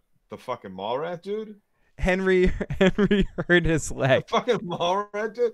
Dude, he's done some good shit. Like, yeah, sure, Gigi Lee is in the fucking like, all right, you know. I'm sorry, Make some duds. But there's some good work. Dude, the comic book, man. We were psyched to see two of No, those not fuckers. that. No, The little not dude and the not big Kevin dude. Smith. You saw No, them? not Kevin Smith. Kevin James, King of Queens, dude. Oh, right, that dude, yeah. Yeah. Never mind. You never, No, never. he had a good movie with Selma Hayek there. He played the I'll beat him up teacher. But that's about it. Okay. Yeah. Okay. Joe. Fucking everything else that dude's done is horrible. Can Jason be killed by drag? Why is he on television? It's a good Why question. is he on anything? It's a really good question. Who gave that fucker a job? That's like Dane Cook. How did that happen? Yeah. What the fuck is wrong with people? It's trouble. Yet we're still trying to scrap together a few fucking super chat donations. Yeah, whatever. What? So But Kevin James has a fucking career. That dude has a career. They think he's funny. So people think he's funny. Speaking of the best, Cadigan agrees. Dog was the MVP of the episode. Lindsay Dude, says, what about that fucker that used to drink beer with Dr. Drew? How does he have a fucking career? Dog, I'm drinking beer. Dog is a national treasure. So let's continue on this shit. So Daryl kills a bunch, and we gotta start like smearing each other with feces in the middle of the night. And what? And then Daryl careers then. Daryl. Oh wait, was that done in Jackass? Daryl, you're confusing so many things tonight, Joe.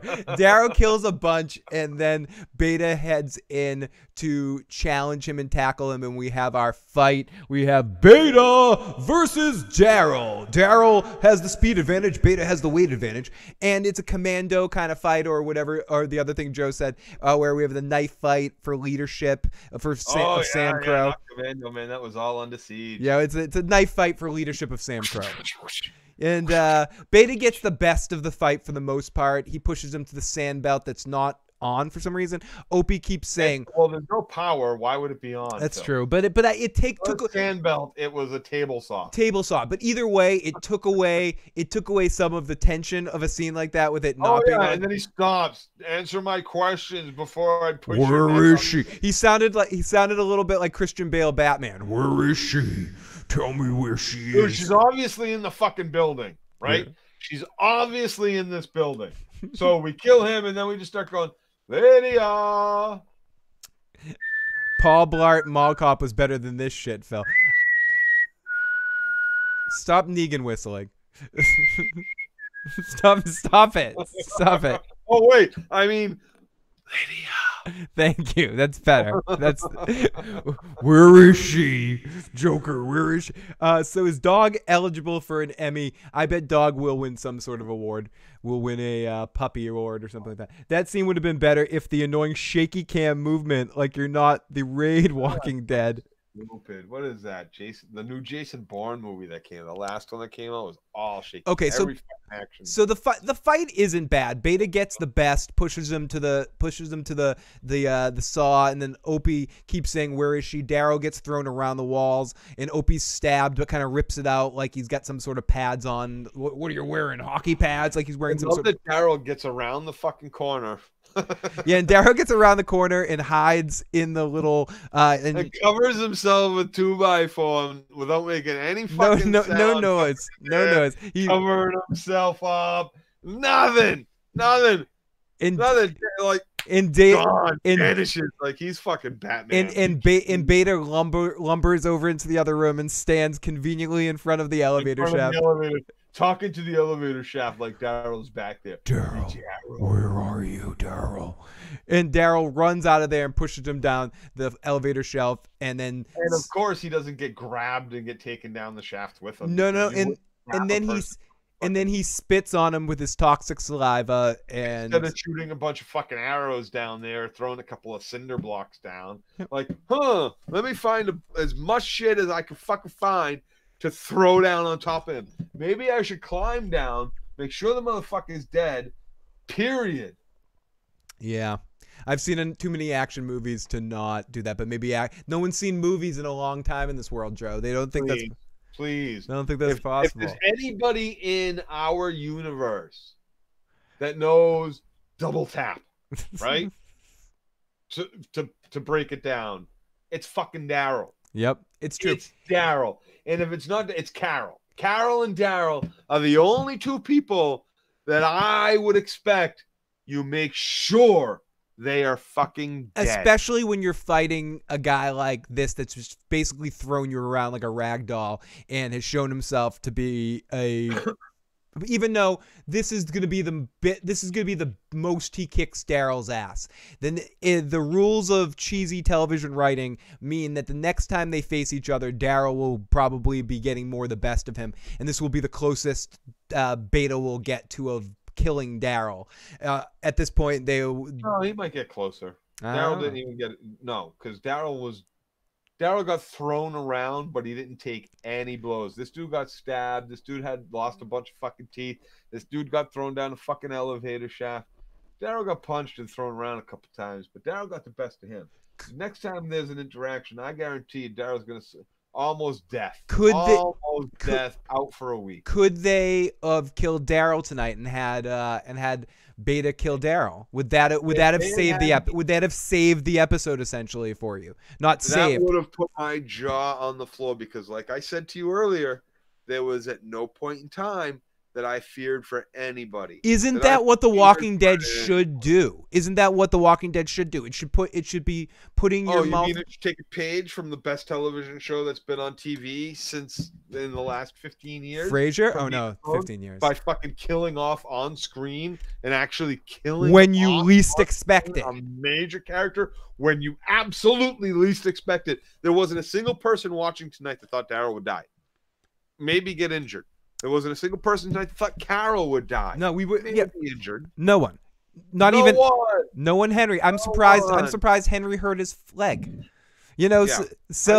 So the end of this episode, I can't lie. I had some real life technical difficulties, so I didn't take notes at the end of this episode. But the end scene, we get the group and they're back. Beta's awake. Everyone's back. We're leading more towards the fair happening, and then Beta is awake and it's more violence. And I did not see scenes from next week, Joe. Did you see scenes from next week? Can you clue me in on a little bit? I don't want to ever see scenes from next week. Here's the thing. Scenes from next week, they offer no context. You hate. We're going to talk about something else in a second before we call it tonight. I haven't watched the Game of Thrones yet. Yeah, you haven't watched the Game of Thrones trailer yet. I'm on season 3. Okay, well we're gonna talk about that in a little bit, but let's end this. Do you have any final thoughts on this episode of The Walking Dead? Henry's a cocksucker. Okay, so let's not in a good way. Not in the way that should be celebrated, either a homosexual cocksucker or a heterosexual cocksucker or any kind of sucker of penis. No, we are talking about in the most derogatory, awful way possible. Right. Like the sucker of cocks of pigs. Right. Of animals that have no say. Joe, I think we understand. A chicken sucker. That's the kind of cock you suck. A chicken sucker. You go fucking suck chicken cocks. Chicken cocks. You have to suck the head of a chicken. You're like a geek cocksucker. You suck the cock geek off of cocks. You geek a cock and then you cock the geek in your mouth. I think we need to timestamp this one. Okay, so let's. I'm really fucking drunk now at this point. I'm like 8 beers in since a half hour before game. No, don't say that. Don't say what Walking Dead started. Better. Okay. Yeah. That's so it. Joe, let's listen to a couple of voicemails from our good buddy Jay. I do, Paul Q. Think that they're gonna hook up. Hey, a couple things. One, are you guys gonna watch Brewster Cavalier with Lauren Cohen or whatever? No. Or have you watched it? No. If you have, what do you? Have you? No. Okay. I don't think anything. 2, I don't know. I haven't seen it. But 2. I might watch it at some point. Phil, does she take her top off? Do I get to see her titties? Follow on Twitter, bro. No. Oh yeah, and 3. If you guys are so miserable watching the show, like if it's so bad to you could stop doing the recap. I could stay on with the deck. Me or the rest of the people aren't holding a gun to your aren't holding a gun. No, to no, your head no like one, you no have one to is. do this We're holding a recap. gun. We're holding a virtual gun to our own head. You On can this. just I turn want to this say week. this. Pause Jay for a The second. Sunday. Pause Jay. So Jay, yes, nobody's holding a gun to our head for this. Okay, Whiskey Cavalier, I haven't seen it yet. I kind of do want to see it. Yeah, me too. Me too. I'm gonna probably watch it at some point. As far as I still am a fan of Robert Kirkman's The Walking Dead. Okay, I'm a fan of a lot of the things that Robert Kirkman has done. I love fucking Outcast too. I think that show and this comic book is fucking brilliant. What I think has happened to The Walking Dead with AMC. See, Walking Dead, you got to understand, Walking Dead under Frank Darabont was something else. It was movie quality. It was delicious. It was absolute fucking entertainment. When that first, what was it, 8 episodes came out for season 1, 6 episodes? 6 episodes, I believe. During Halloween of that year, that was fucking. It was brilliant. And I think they carried that momentum for 5 or 6 seasons.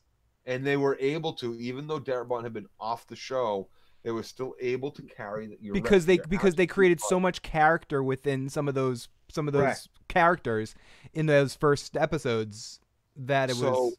Yeah. Where and I think Phil too have committed so much time in the first few seasons.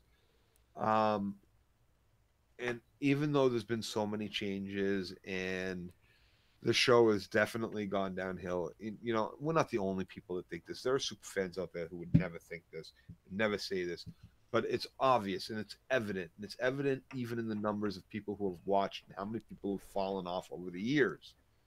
That being said, it's still something I believe can get better. It does show signs occasionally of better than it could be. I don't know if the show itself can get better, but I do believe that the Walking Dead movies could be all right. I think it might be at that Simpsons point at this point. See, I think it's getting damn close. I mean, here's the thing.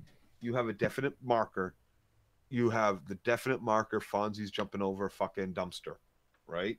Oh, Joe, before we go too far, Jay has this to say to you. Hey, chicken cocksucker is just a cocksucker.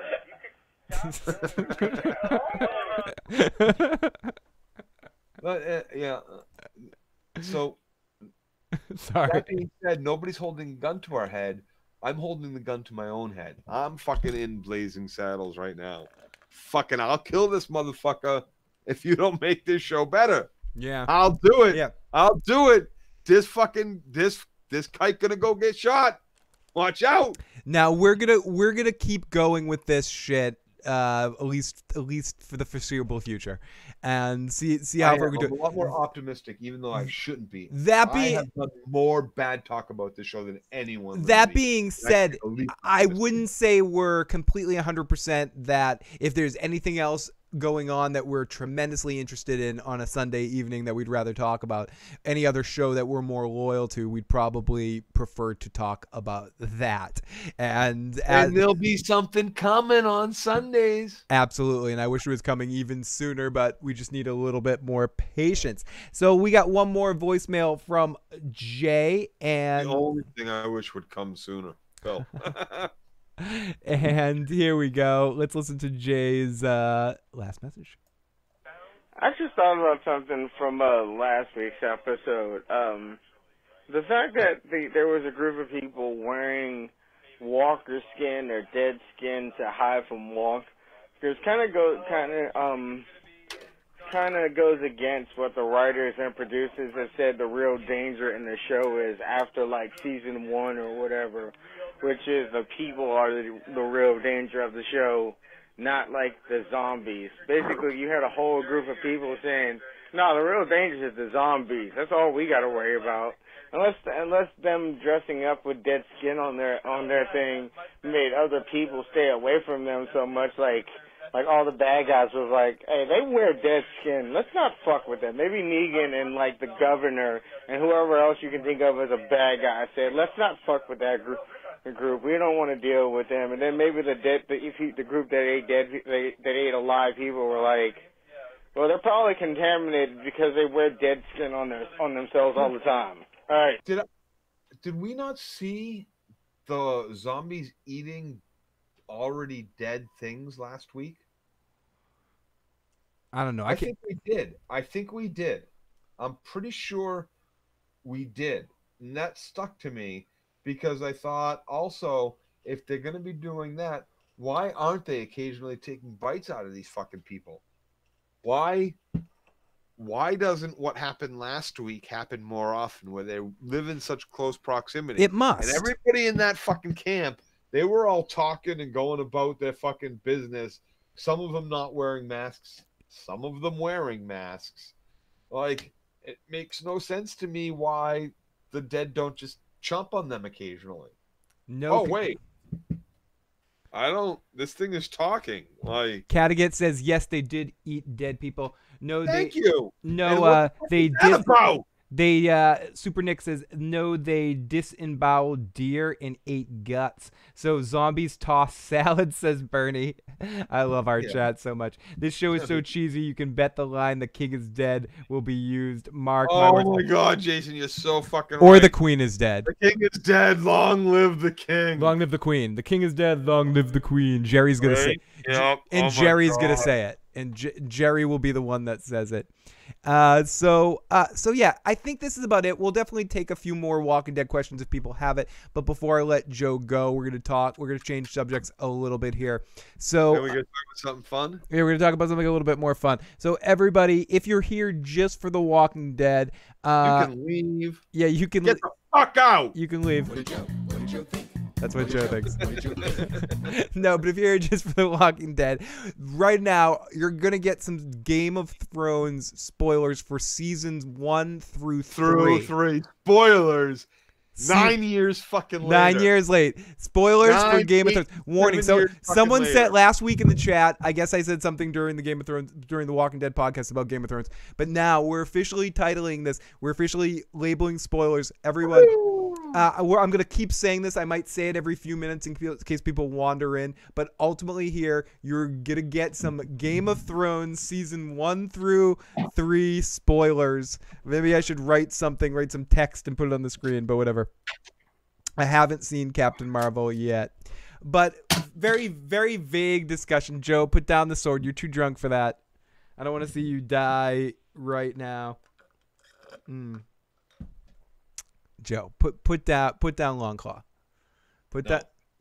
No, I don't want to put down Longclaw. Longclaw is in the cast with me tonight. Okay, so you started your rewatch. We both started our rewatch. Again, this will be a quick discussion. We're not going to go too far into detail, but so be prepared for it, or some minor spoilers. This is the unsharpened sword. You don't want me to take the machete out. No, definitely. The machete will cut my.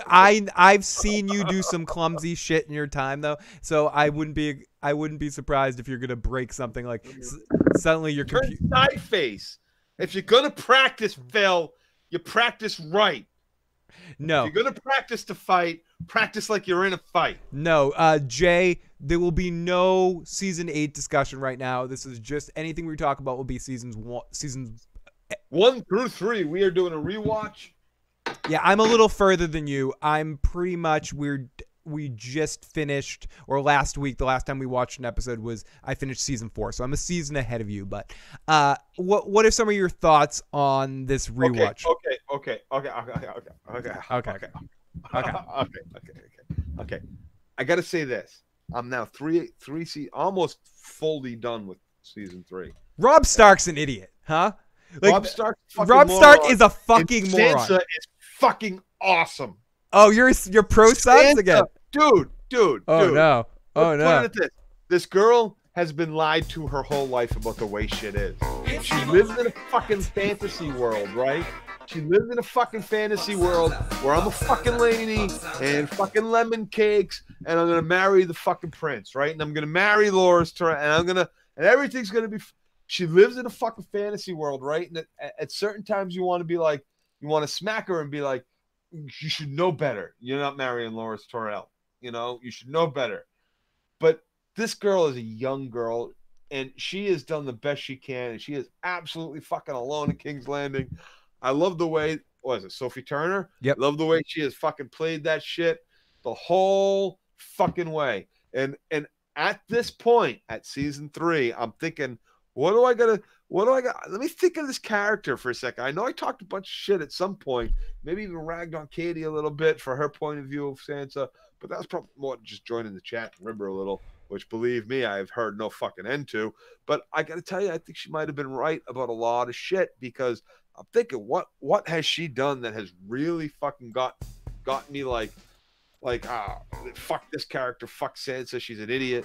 And really, I guess the 2 points would be what in season the end of season 2, or was it the last episode of season 1? Well, no, it's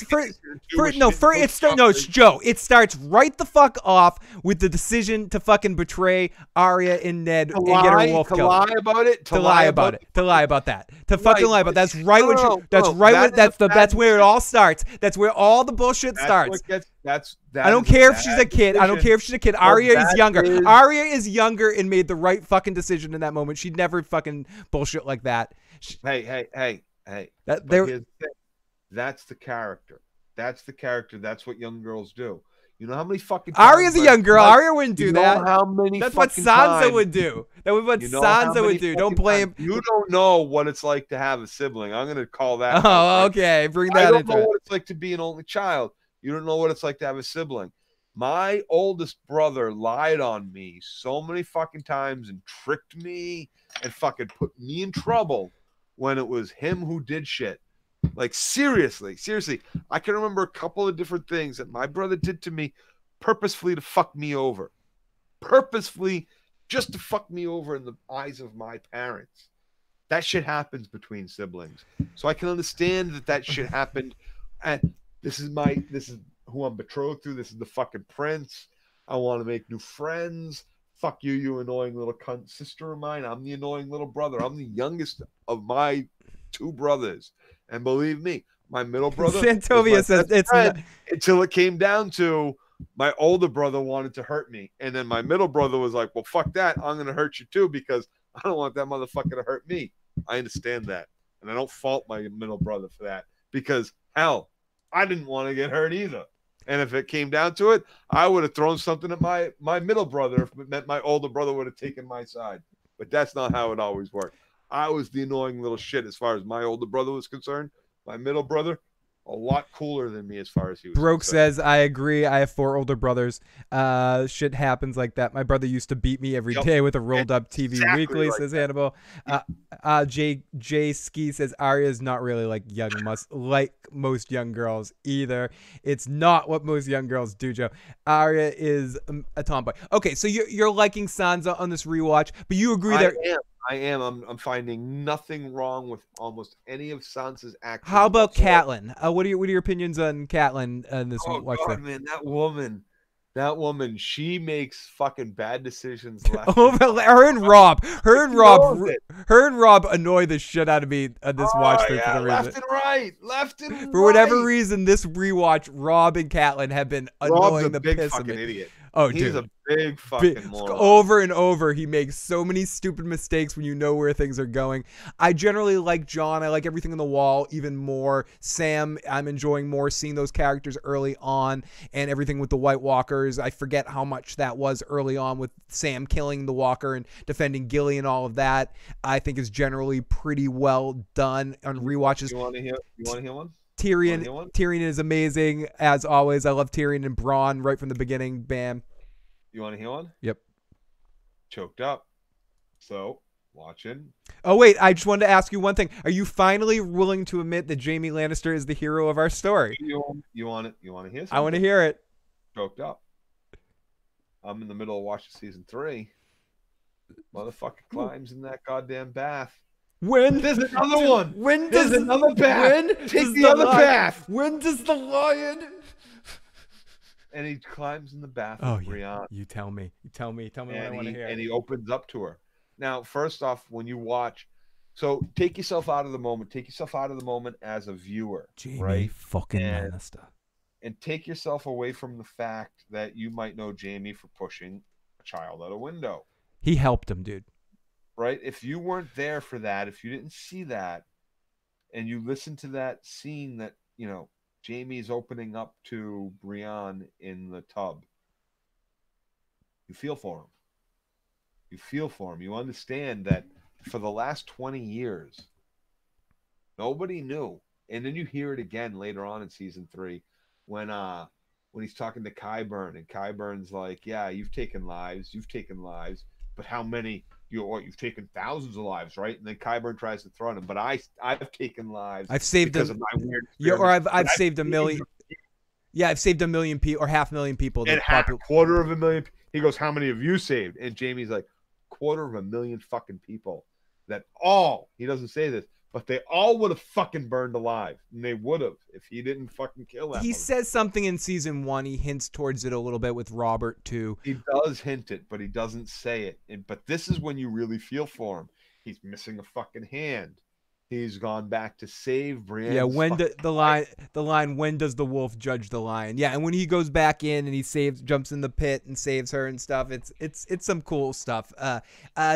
Jamie is awesome. He's finally honest to Catelyn and to Rob. I pushed your fucking brother out a window. Mm-hmm. That's more so they'll kill him so he doesn't have to live through this shit anymore.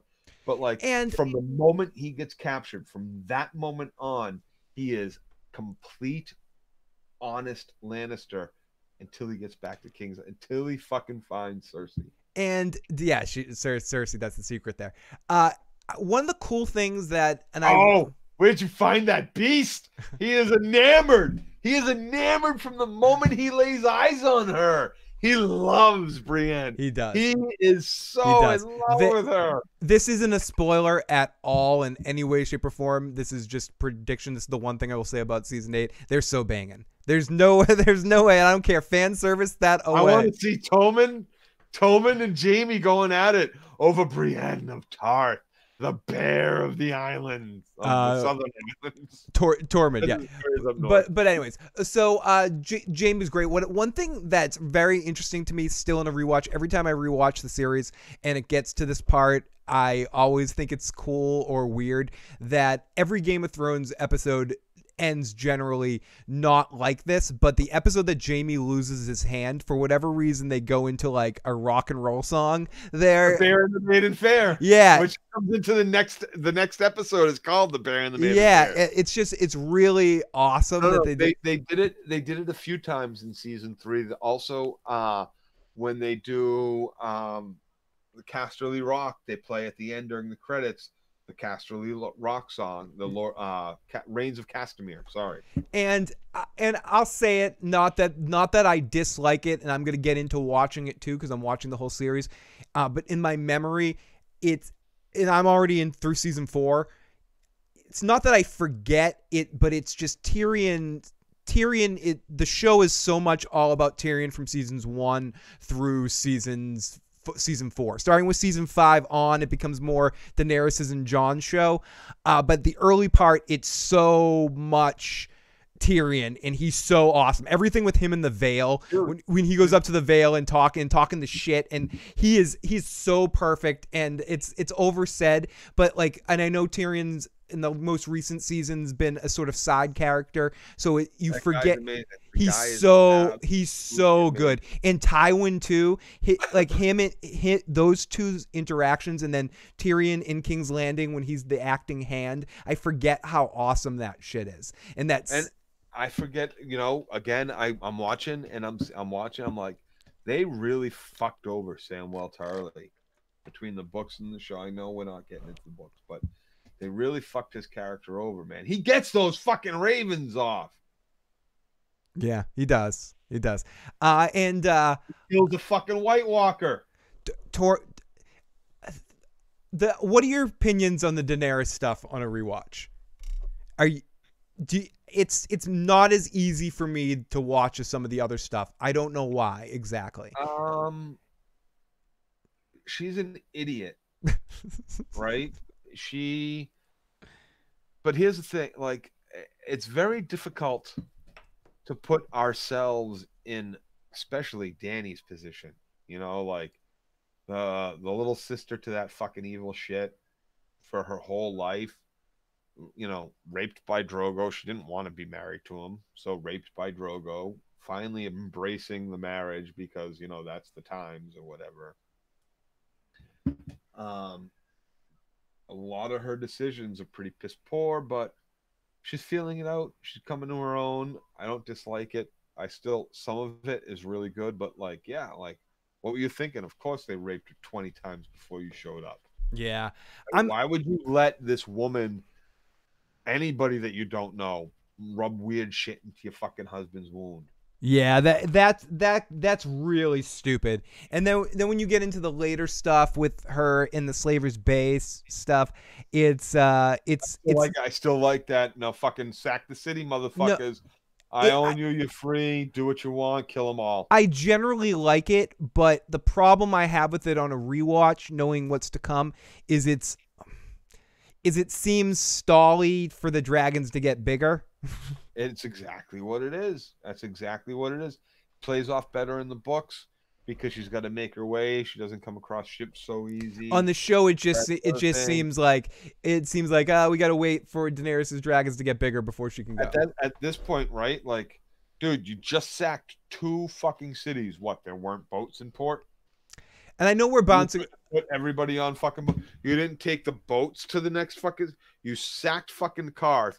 Karth killed their own leaders, and then you killed the 2 that decided to take control. So you let your posse fucking, sack away. You didn't take all the ships that were fucking left. You didn't take them all. And then when you go and sack Astapor, you didn't take all those. You didn't take every ship that was in fucking port. No, she just walked around like she was like kung fu. She just wanted to go from just fucking walk away. Yeah, she's like kung fu every week. To the fucking desert. Week to week to the next town. Yeah, that's the plan. And somewhere along the way, Dario becomes a shapeshifter. It's really cool. Super Nick says I loved her all the way through season 7. Then she started to disappoint and kind of annoy me. She feels entitled. Where are my dragons? She comes up as a spoiled brat.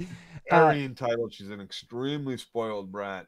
It makes no sense why anybody is like, and sure that the dozen or so people that saw her walk out of the fire with dragons, yeah, but then let's how about we ride our Khalazar in there and go get those fucking dragons? I'm gonna say it. I'm gonna say it again. Rob Stark is an idiot, but I generally like the Arya and Stannis stuff and Melisandre stuff on rewatches. That's I'm disappointed with the Stannis shit because that shit is so fucking wrong. It's so wrong according to what should have been. It's so wrong. No, fair, very, very fair. But I'm not minding it as much on this rewatch. I'm somewhat more interested in it than I was before.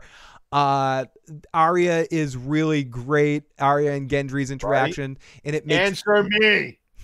And her and Tywin is exceptional to see him again in him on screen. Charles Dance adds so much to the show and so much gravitas and so much fun and comedy, and he's not just like a great actor. He's the guy that was in The Golden Child too. He knows how to do comedy, and he brings a lot of energy, especially in his scenes with Dinklage and with Cersei.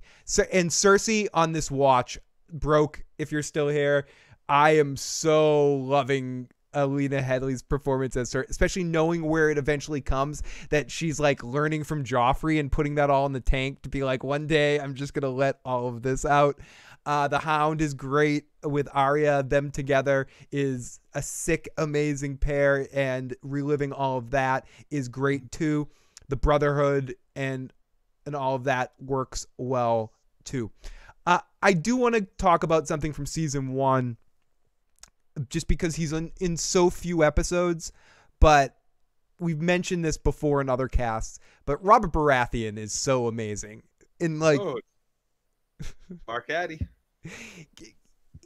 It's not a shame because he left at the perfect opportunity the character should have left, but it's a shame. He was killed off appropriately in the book. Is exactly how it was happened. Right, and that got translated onto the show exceptionally well in season 1. Yeah. I wish he could have been on the show somehow more, because he's so good on the show and adds so much. Go Cersei. How old is Dany in the books? Much younger. Tywin, 13, 14, something like that. Yeah, we're gonna get crews for those ships. The Arya Sandor duo is the best. Okay, guys, I have to call it a night. We're gonna be calling it a night in a few minutes too. We just wanted to give some quick thoughts on seasons 1 through 3. When Joe and I are both done with our rewatch, we will do a a podcast just overall. Really, The Walking Dead was an excuse to get on tonight to talk about. I almost thought about stopping the Walking Dead podcast halfway through and changing the title of the video and saying we're going to change this to the Game of Thrones cast. Finally, we're doing it. Yeah, one of these days we will do it. But I want to get to that Daryl and Beta fight. I think she's 16 when she married Khal Drogo. Everyone is younger in the books. Yeah. But I like Craster's Keep and everything to do with the White Walkers and the giving the babies and stuff is all even more interesting to me. And I guess the last storyline that we haven't really talked about yet is Bran. Is Bran Theon too. Theon is. Oh, I love the Theon storyline, and I can watch it over and over again. He is such a fucking moron. Everything with him in Winterfell and seeing that whole situation play out again and again in my mind, and knowing where it leads, and seeing all the stuff with Ramsay being introduced. And I'm into season 4. Like I said, I'm through season 4 too. It's great. Yeah, it is. It's really great. The moment Ramsay shows up, it's just like game over, dude. Sweeping the floor in the background. Yeah. You just smile because you know where it's going. And okay, Joffrey, dude. Oh, Luke Perry. Yeah, Luke Perry is a white now. We were talking. That's what people said. That's what Hannibal says in the live chat. American Strays, people, watch that movie. Really good movie. Oh yeah, his best work. One of his movie work was way better than his 90210 work. Even though he did have some good moments on 90210. But yeah, Joffrey entertained me extremely. I noticed more of his subtleties on this watch. The way he enjoys causing harm, and the way he reacts to Tyrion, to Tywin, what? to Cersei. What did you say? Like, oh, it's so fucking amazing. Especially Cersei. He goes from such a fucking shit to such a fucking sniveling shit. Almost especially to Tyrion, especially to Tyrion, but the way he talks to Cersei, I forgot about that. In my memory, he wasn't that cutting to her, but he completely dismisses her most times. Everything she has to say, it's kind of amazing, to see it happen, and the fact that she is overtly aware of how much of a son of a bitch he is. Like, I forgot how much she'll admit to Tyrion off the cuff that, yeah, Joffrey, he's out of control. I can't control him. He's fucking ridiculous. Like, I fucked up. And killed the babies. Joffrey tried to kill you. Yeah. It wasn't me. I didn't try to kill you. No, I'm turning the ashes in your mouth. Yeah.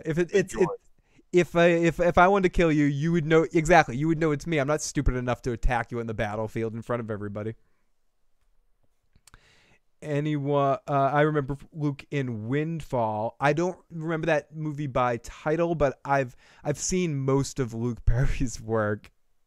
Theon is a gigantic douche, and yeah, but again, it comes down to a poor decision by Robb Stark of even letting Theon go back to the Iron Islands. He never should have let him go. Catelyn advised him against it. Not that Catelyn's always right, but she's like, you can't let him go back. You can't trust Balon Greyjoy. You can't offer him anything. I don't care what Theon says. And he should have listened. Because, yeah, he's a fucking moron, dude. Okay, Atari Dad. So, the reason why is because the euphemism shouldn't be like, dude, where are your balls? Have some balls. Get tough. No. It should be about pussy, man. That shit takes a beating, man. It snaps right back. Everyone in the Seven Kingdoms. Like, come on. Everyone. Like, come on. It should be like, snatch up, motherfucker. Because that shit, if you're doing it right or wrong, it's taking a beating, and it's still gonna be sweet as pie next time you come back. Buffy, Luke, and Pee Wee Herman. Everyone in the Seven Kingdoms is Joffrey's to torment. I think Jay left us one more message here while we're talking. So let's see. Let's check out and see what Jay has to say here. Joe, you know you done fucked up, right? I am a younger sibling, okay? So yeah, I do know what it's like to be the younger sibling.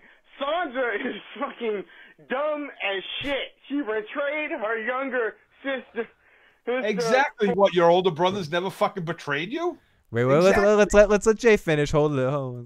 For a fucking asshole that she like should have realized is a fucking crazy asshole. Oh, as soon as she saw that shit, okay, and it takes. No, of course not, because that's what she wants. Fuck you. You're the younger. You don't matter. What I want matters, right? What my brothers wanted matter, not what I wanted. I didn't want to get fucking betrayed. I don't want to get spit on. I don't want to get my face rubbed and shit. I didn't want to get fucking shit thrown at me, fucking punched, fucking beaten up, fucking told I was a piece of shit. That's not what matters. What matters is what they want. What matters is what Sansa wants. Fuck you, Arya. Fuck you, you little sibling. I don't give a fuck what you want. I want the prince. More. And fuck the prince. I'm gonna lie on your ass. More. For like years and months to realize the type of person Joffrey is. Sansa is like one of the dumbest people in the fucking story. Okay? Sansa makes Robb look like a fucking genius. At least Robb was Wait. Robb's the genius for knowingly betraying the phrase, marrying a different girl, and walking in to go get slaughtered. He's the genius, whereas the much younger, much more naive, not trained in any kind of fucking combat or strategy, lied about her fucking little sister because she didn't think that fucking her dog or anybody's dog was going to get killed. A simple little lie by her when she's just trying to stay out of trouble and fuck Arya because I want the prince. Yes. She's much stupider than her older brother who betrays solemn fucking pact. Joe, Yep, this right. is where I'm sorry, Joe. I'm wrong. Joe, this is where I'll argue with you. You're not wrong. That Robb, and I don't want to be a show, especially in the books, it almost makes more sense what happens to Robb breaking his commit. And I won't spoil that for the people that haven't read it, but it's different. He makes it's a different. Really. No, it's way different, dude. He's injured. Someone takes advantage of him. It's not a conscious choice that like on the show. Again, we can talk about this in a spoiler section in a different show, but I truly believe that for me in the book, it makes a little bit more sense what happens. Where on the show, he makes a choice. He makes a conscious choice to pursue somebody against counsel from everybody, against his vow. Whereas in the books, he's injured and someone sort of takes advantage of him, and then he feels like he has to keep his vow because of what happened. It's a little bit different of a decision where it's more of he makes the decision. I don't know, at least in my opinion, but that's a topic for. To do the same thing that every older sibling does to the younger brother or younger sibling when they want something that doesn't align. My point is, show Robb is a moron. That's all my point is. Show Robb might be one of the dumbest people for me. Not that he's not a great commander or he couldn't have been a great leader if he had a little bit more maturity or had already sort of settled down and couldn't have been made a deal like that with the phrase and forced Edmure to make that deal with the phrase or something from the very beginning. For whatever reason, once he made that deal, he was committed to that. He could have had a Gumar on the side all he wanted. He didn't have to marry her. You know, he could have birthed a bastard with her and had a second family, whatever. He didn't need to marry her. Right. I blame Kat for agreeing to marry Robb to a fray. Possibility. Robb agreed. She just delivered the terms. This is the deal. Yeah. Robb said, yes, I'll do it. Super Nick. Catelyn didn't fucking sell him. Catelyn didn't have the authority. He's the king in the north. And king in the north. Just my old fucking mother sitting in the corner. Have a good night, broke. Super. And we're gonna start to wrap things up pretty soon here. A few more comments about Game of Thrones, and then we'll sort of cut this conversation over. And Super Nick says, "We'll talk about this for another 10 hours." Dude. What we should talk about this more often. Super Nick, what was the point of Cersei letting Tyrion know she was pregnant? She betrayed him at the end. Could have done it without revealing the pregnancy. What was the point of Cersei? This is most recent season stuff going in. I think leverage. I don't even truly believe. I'm not sure if she really is pregnant.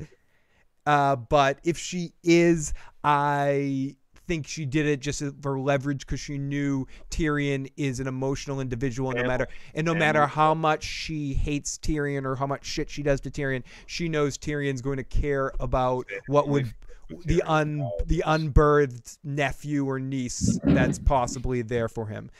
Joe will be back in a moment. I'll take a few more comments and questions. Talisha, plain as fuck, says Amanda Kane. Kyburn banged her too. Cat goofy looking anyways. Ooh, Chaplin's daughter is hot. And Edmure tapped it. The phrase violated bread and salt. Isn't that like a rule or something like that? Oh, totally. Like, no doubt the phrase fucked up and did a horrible thing and should be punished for centuries to come. And I'm glad Arya got revenge and the North remembers. But Robb made a commitment that he should have kept, and especially on the show he did it. Frey kind of calls him out on it. I know he fell in love, but he did it for an infatuation that turned into a romance, that turned into love, or turned into, you know, someone he did on the show that we saw fell in love with. But it was a decision he made initially. I know we don't control who we care about, but everything comes down to a choice. The phrase never had any honor anyway. Good point. I won't argue with that. The phrase Walter Frey is a, well, what's the Blackfish call him? Is a soggy douchebag or something. I forget exactly what he says, but the phrase violated guest rights. They did. The phrase violated guest rights. So no matter what, Raw being an idiot or not, to set him up to die, they needed to break an oath like that. Robb wouldn't have been stupid enough to go there without getting the guest rights. So not that he underestimated. I think it's more about what Roose did to him and make him feel comfortable, and Tywin having some pull there.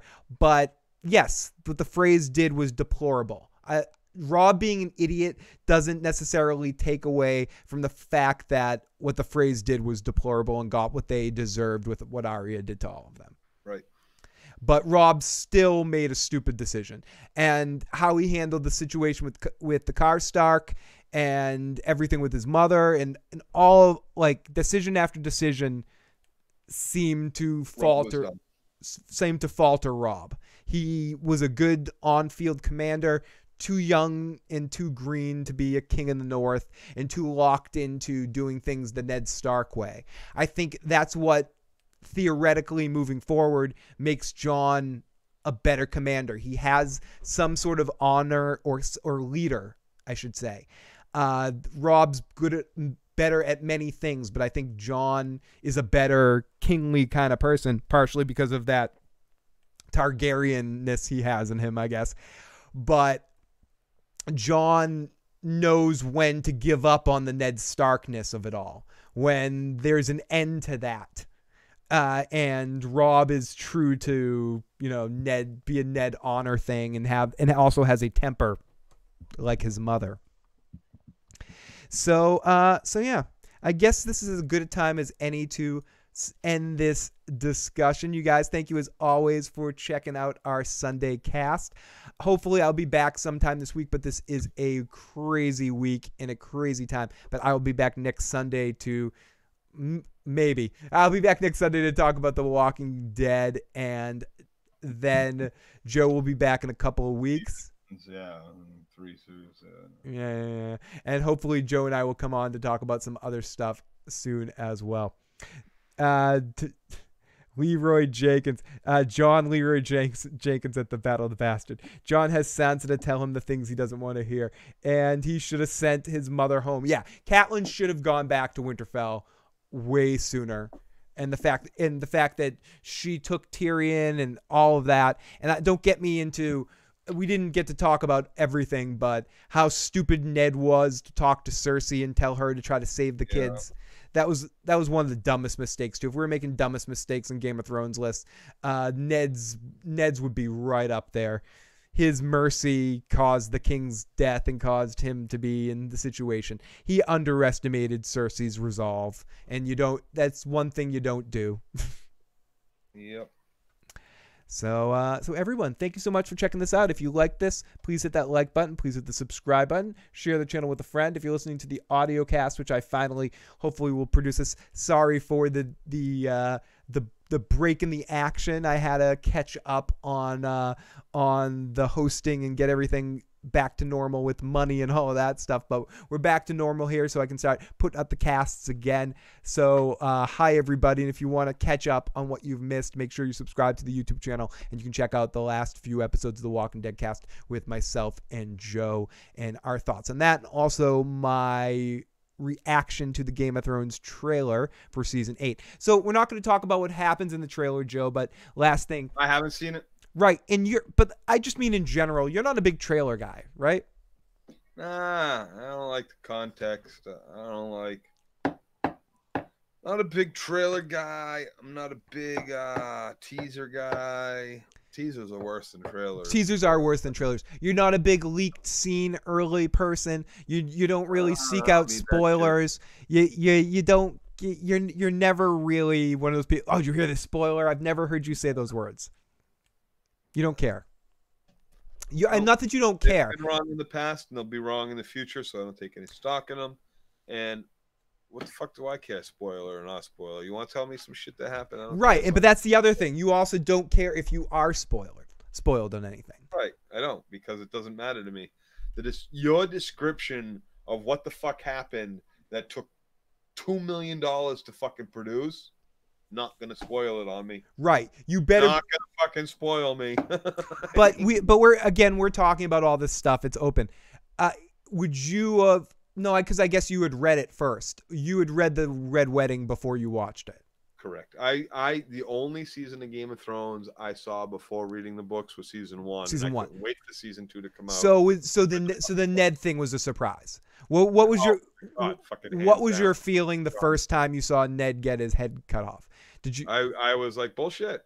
Yeah, bullshit that just happened. Yeah, I was like, he's back the next episode. I think bullshit that just happened. I think that was my thought too. I was like, oh, he's back the next episode. That's a dream or something. What the fuck? Yeah, they're not killing off. I got HBO for Sean Bean and Mark Addy. Yeah, they're not killing Sean Bean. They're both fucking dead right now. Yeah, they're not both. Both those guys aren't off this fucking show. What's this shit going on? Yeah, same thing. Same thing. Yep. I was like, that didn't just happen. And it did, and then right from there, like, you're not a smart boy, are ya? Oh, picked right back up, fucking awesome. Yep, and I think those first 3-4 seasons. Serial Pharrell is not fucking dead. No, he's in a dungeon in King's Landing. Or he's gone. We're gonna see him.